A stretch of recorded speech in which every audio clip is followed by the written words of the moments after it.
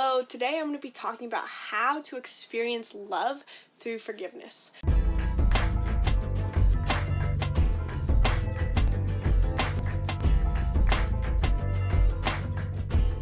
So, I had the embodied realization about a couple of days ago that had the embodied realization that we are here to experience and be love. And I think that is something that we hear a lot in the spiritual realm.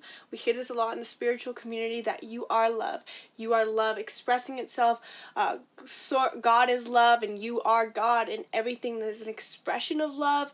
Love is all that is, was, and ever will be, and the state of pure consciousness that we're existing on, this field, the source field, this energetic plane of existence that we're living on, this fundamental fabric is love, and you are this fundamental fabric, and so you are love, and you are put on this earth to experience love.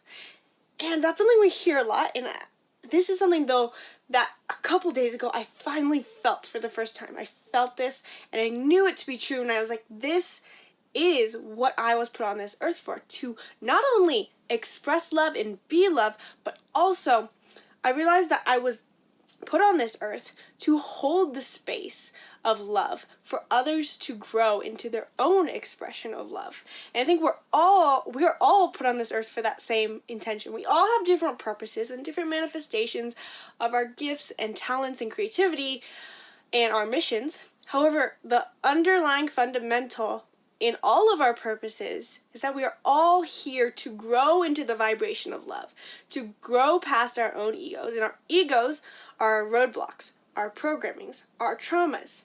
And so that unique programming, trauma, individuation of conflict and obstacles, those are the different expressions, the different purposes on the same purpose and mission we all have, which is to move past these ego blocks and boundaries and get closer to the truest divine expression of love, of loving consciousness, and to reach that highest state of consciousness that we're on.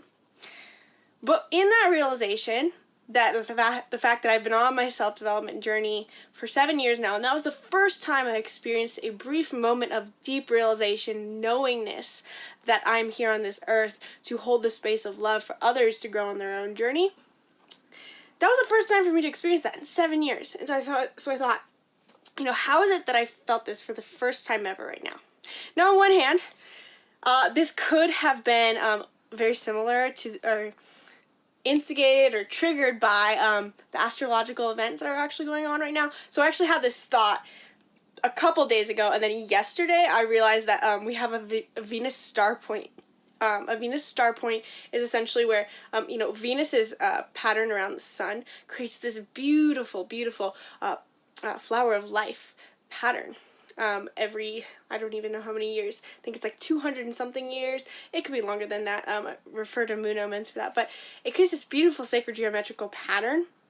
It's absolutely beautiful. It's incredible that Venus makes this pattern, and Venus returned back to completing that pattern point.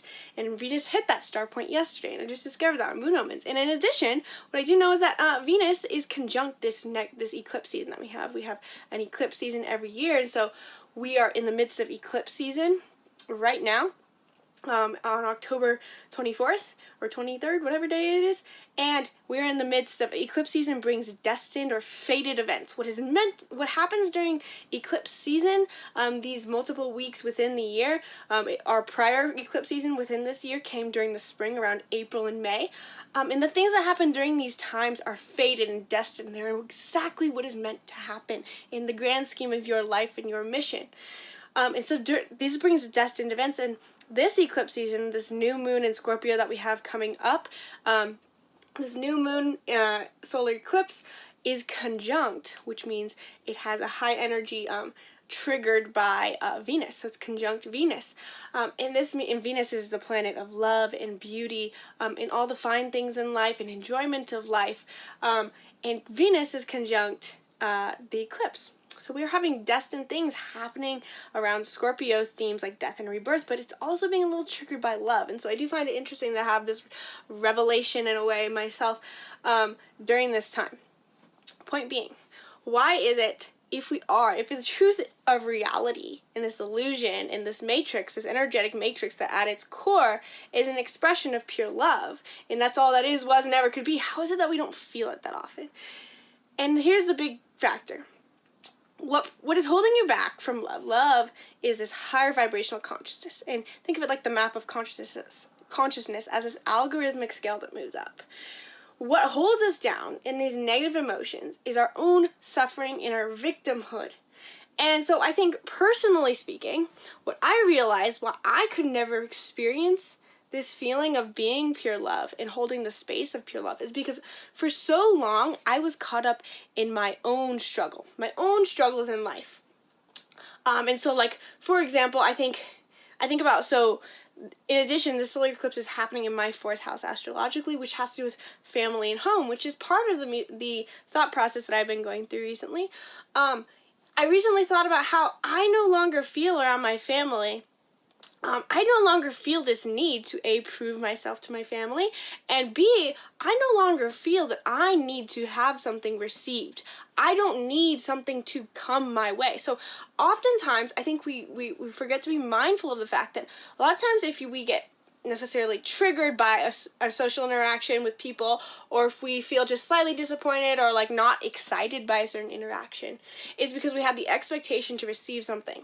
And so that is the first phase of mindfulness. If you don't know what I mean by that, then you're going to have trouble understanding what I'm about to say next. From that space, it was all about my world and my suffering and my journey and my needs. This is the ego. The ego is low on the map of consciousness. The ego is dominant. It's not all bad, but it's what keeps us in the material plane of existence. And in this material plane of existence, where I'm the center of my universe, even though we won't consciously admit it, we enter interactions. So for example, I used to, for many years of my life as a teenager, it was always about like, I need my mom, or I need my sister, or I need my brother. I need them to talk to me a certain way because I believe I need something that I deserve. And this can be positive. You know, we can have the idea that we want connection. It's not all bad, but there's still this idea that there's something I need them to say or do in order to for them to fulfill the expectation of what this relationship should be like. And it's all, even though it might be what is good, and like this is what a good connection should look like, it's still coming from the ego. The ego needs something. The ego needs that connection. The ego needs that validation, that affirmation, that attention. It's okay to have that. We're all human, and we're only going to briefly escape this for moments in our life. But when I realized that the reason I could experience this love right now is because I realized that I no longer felt that I needed someone else to fulfill something for me. I didn't need them to fulfill some sense of understanding because I understood myself. I don't need something or someone outside of myself to validate that they understand me because I understand myself perfectly. I don't need to be validated to be seen or heard in some way by someone outside of myself because I see myself. I hear myself. I validate myself. I love myself.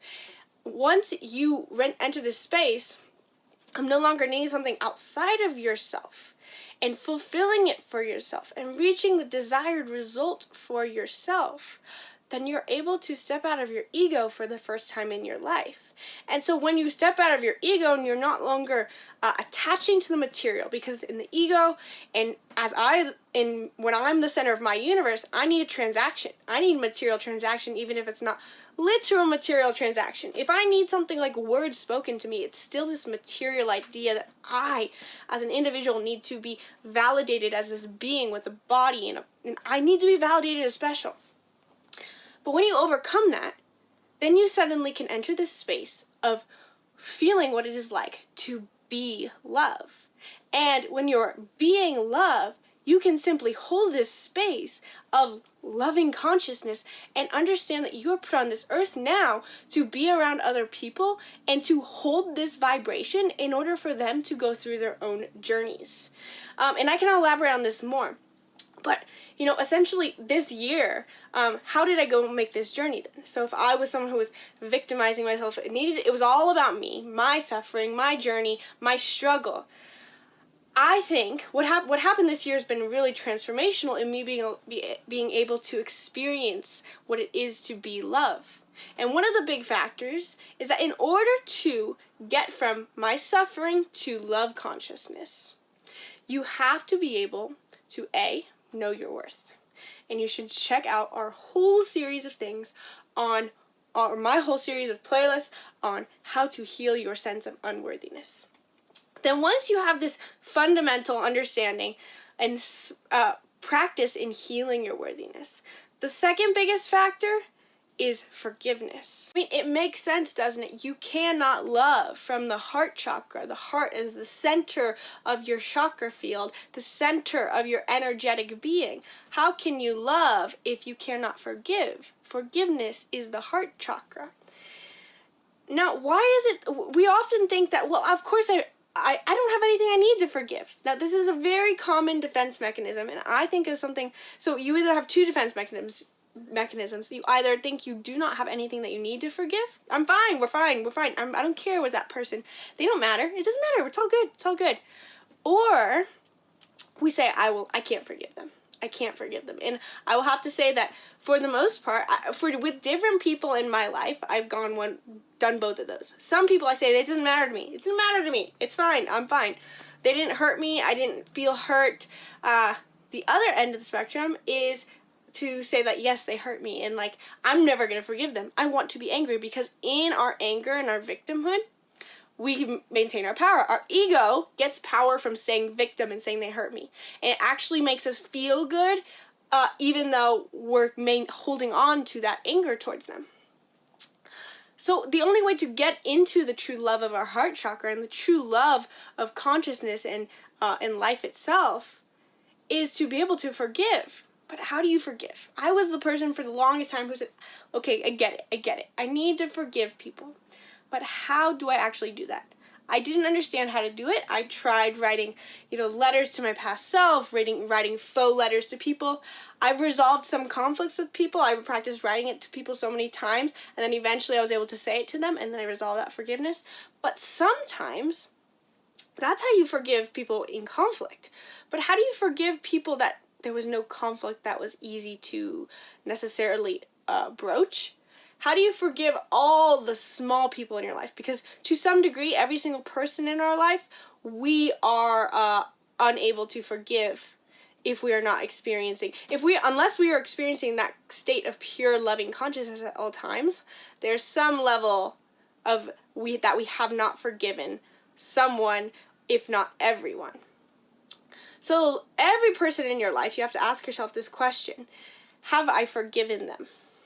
And if it's someone, I think the one that most commonly comes up, I think that holds people back from that loving consciousness, is, have you forgiven your parents? Because that's the core, often the core creators of our programming, that surface level belief system that holds us down in our suffering and in our ego. And if you can ask yourself that question, and you don't say yes automatically, then there's this sense that you have to ask yourself, what do you believe has been stolen from you or robbed from you?